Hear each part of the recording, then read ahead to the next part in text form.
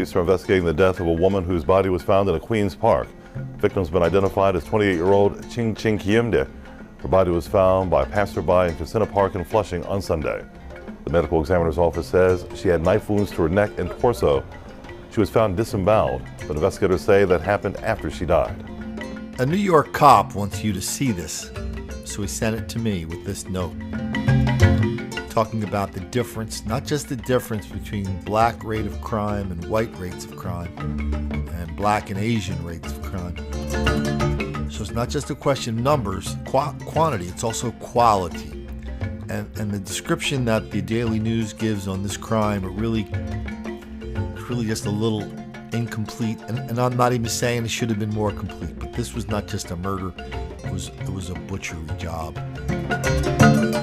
And there was an enormous amount of rage and anger and hostility enacted on this corpse. The alleged assailant has a long history of crime and violence and weapons.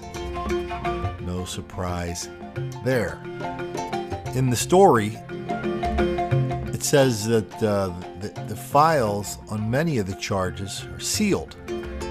So the cop wanted to know if I knew what that meant. I thought, well, maybe he was a juvenile. No, what that means is the witnesses didn't show up, the evidence disappeared, witness intimidation, all sorts of reasons that the case was just dropped. Maybe the cops made a mistake. I don't think so. The killing of the Asian woman is in the news today. But he also sent along this story as kind of what they experience day to day out there. This is a judge who basically took a shooter.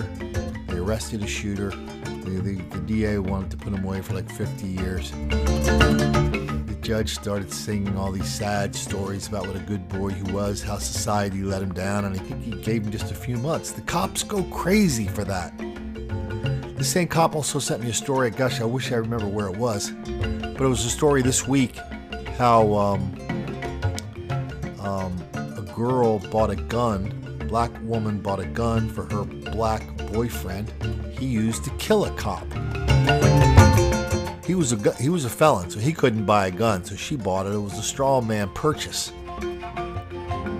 She got probation for that.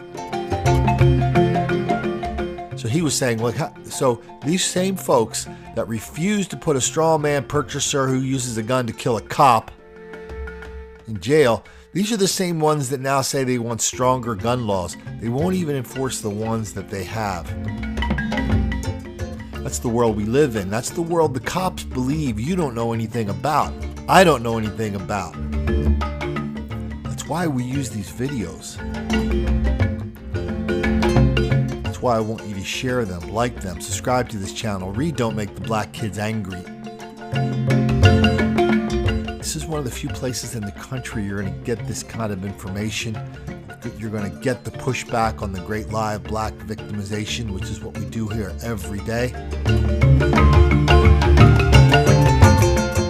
I know a lot of cops want you to know this. This is Colin Flaherty reminding you, if you're up in New York, say hello to some of my buddies wearing a badge up there.